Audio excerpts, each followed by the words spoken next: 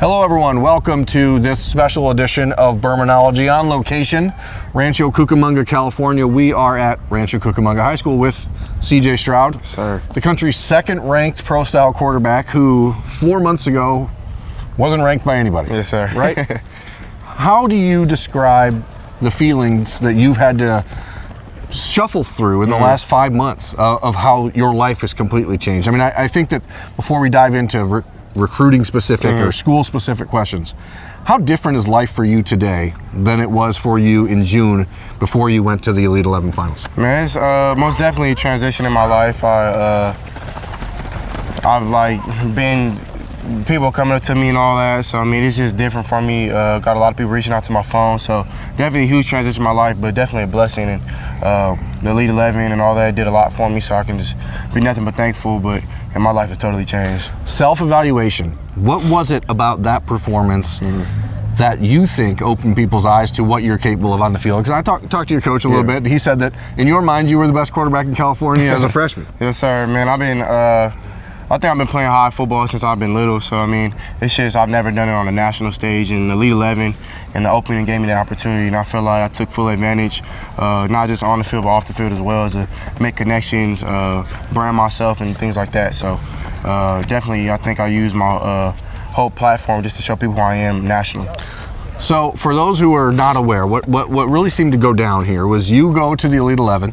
The Elite 11 coaches, who are obviously familiar with college coaches around the country, yes, sir, see what you're doing at this camp and start reaching out to college coaches saying, whoa, what are you guys waiting for, right? Like, for someone who has been out here working for the last couple of years, isn't it crazy to think that that's how your recruitment kickstarts? Because you were doing the same stuff, exactly. Right? So, I mean, I've never really had like a QB trainer or anything like that, or like a special coach or nothing, but I mean I've always had great position coaches at my high school and when I play youth ball, so and just having those guys at the Elite 11 now looking out for me and giving those colleges that didn't know about me, now they know, and they're giving feedback about how I am and how I am off the field and on the field. So man, it's definitely just a blessing, and I just can be thankful for it. So at the Elite 11, you meet Quincy Avery, right? Who, for Ohio State fans, they know who he is. He's worked with Dwayne Haskins, worked with Justin Fields. People automatically assume, oh, here's Quincy. Ohio State's interested. Quincy's involved. What has been the biggest change that you've had in your game after starting to work with him, and how has that impacted your efforts on Friday nights? I mean, it definitely makes everything easier. I've worked with him a lot. I work with Jordan Palmer a little bit. I work with Taylor Kelly, the old Arizona State coach, and those are some of the greatest quarterback coaches I can ever think of, and they just make the game easier. So going out on Friday nights is just like a cakewalk, because if you prepare the right way with those guys and with your coach and with the team, I feel like the game becomes easy. You have taken one official visit to this point? And that was to Baylor, correct? Kansas State. Kansas State, I'm sorry. That was in last May. And then you have Baylor, you have Oregon. What else is coming? I mean, I know your recruitment is kind of constantly evolving. Michigan offered, Georgia was out here a week ago. What else is going on in your recruitment, and how are these new schools getting involved, changing what you had initially planned as far as timelines and that kind of stuff? So I mean, definitely everything's changed going into like my senior season, and I feel like I've been playing pretty well, so a lot of schools are like, wow, this guy can play. It's not just in 7-on-7 or just at the opening. He can actually play 11-on-11 against some of the top schools in the country, and I feel like that's just opened up the doors for me and for a lot of other places, a lot of other schools, just to show them that I can do it day in and day out, and just give them that assurance that I can play ball the best way. You had been planning on signing in December until very recently, I think. Is that changing now? Is that? I'll probably end up signing December 18th. That's I know that's early signing day, so probably end up signing that day. So for you, I mean, here we are. It's Halloween. Yes. You have then 7 weeks to really figure it out, right?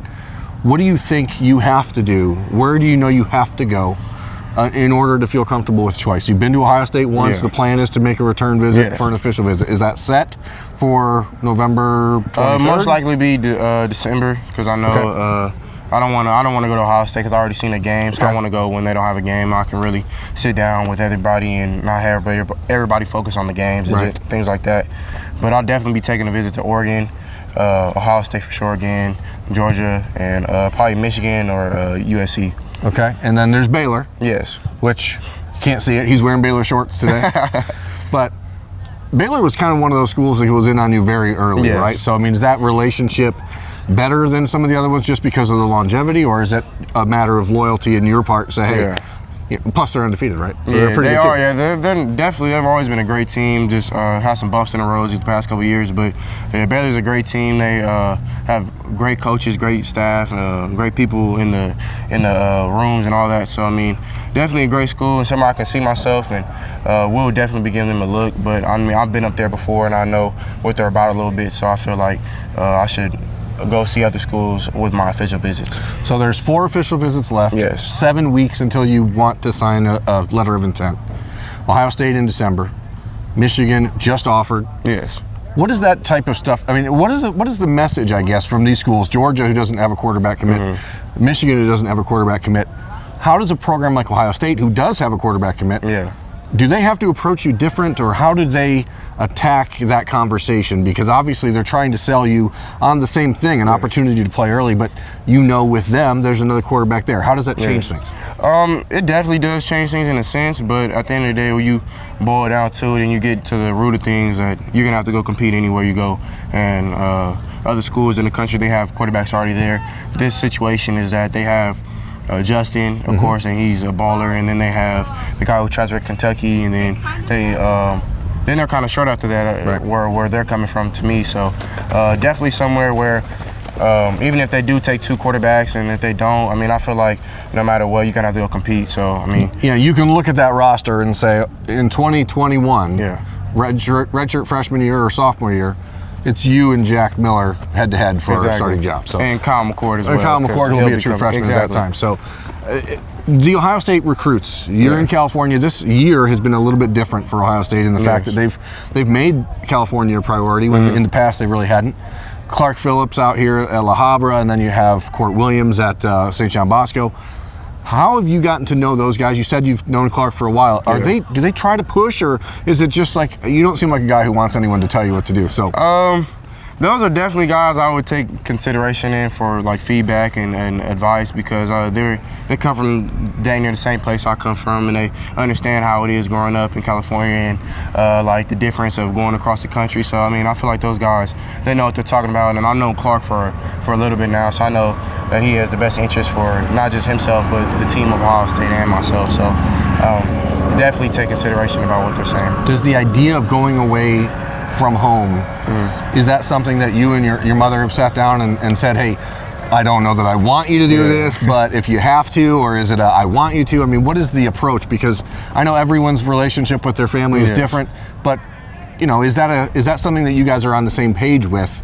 Or is it begrudgingly, I don't really want you to consider it, but if you do, I understand? Yeah, she understands, but she definitely wants me to stay home, but she knows that I have to go take care of business one day, and she is total understanding of that, and she respects it, so that's the best thing. I just want my mom to know that I'm going to the best place possible, and she has my back no matter what, so no matter where I go, she'll have my back.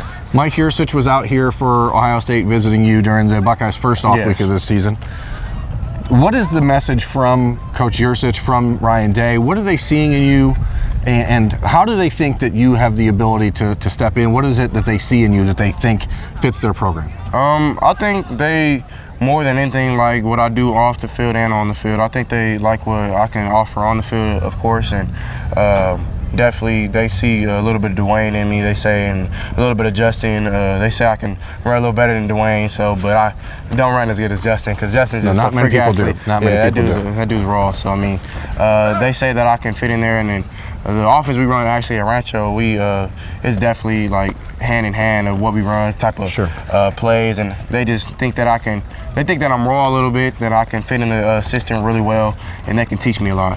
I mean, obviously the reputation of Ryan Day as a quarterback developer right now seems to be sort of like what he's known for. Is that something that you can see, like when you watch Ohio State, when you went to the Michigan State game, do you see what he's doing, or is it sort of something that you can't put a finger on it, or are you as a quarterback able to be like, oh, I know exactly why he's doing this or that? Yeah, definitely. I mean, the game is kind of coming to that little spread, pro style type of offense, and he runs it. He's basically perfected, and definitely someone that can definitely teach you a lot about the game. And when I went to the game, I was just in awe how how much similar and how much I can like kind of put my finger on it, what they're doing.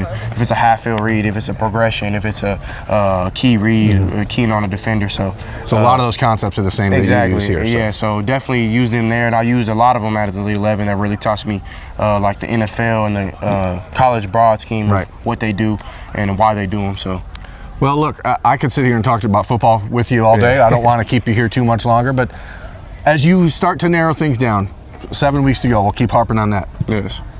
What is it that is going to make the difference for you when you sit down with your mother and you say, this is the choice?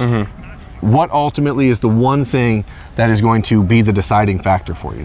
I feel like the deciding factor is multiple things in a sense. I mean, I've sat down and created a little list of things that I would want in my college experience for 3 to 4 or 5 years. So definitely being able to have a great relationship, I think that's first and foremost, and definitely somewhere where I can be myself and not anybody judge me about it, or and then definitely have a good education, because I mean that's the equalizer in this world of having a great education and being able to use your connections and meet people at the university. And of course I want to play, so been a dream of mine since I've been little to play in the NFL and be one of the best players ever lived. So I feel like I'm reaching to that goal, and I just need someone to push me and make me the best player and best person I can possibly be. Well, there you have it. Pretty simple, folks. If you're a college coach, do that, and then you'll get CJ Stroud. Yes, sir. So we're going to wrap it up. I'm Jeremy Birmingham for Lettermen Row. This is CJ Stroud. This has been Birminology, and thanks for being here. Yes, sir. Thank you for having me. Yes, sir. Thanks for watching. Subscribe below to get the latest videos from Lettermen Row. We got Letterman Live, we've got the practice report, we got rapid reaction. Hey, and you know we got Buckeye IQ with Zach Bourne. For sure. We got recruiting breakdowns with Birm. We got whatever you need. Ohio State football and Ohio State athletics, we've got you covered here at Lettermen Row.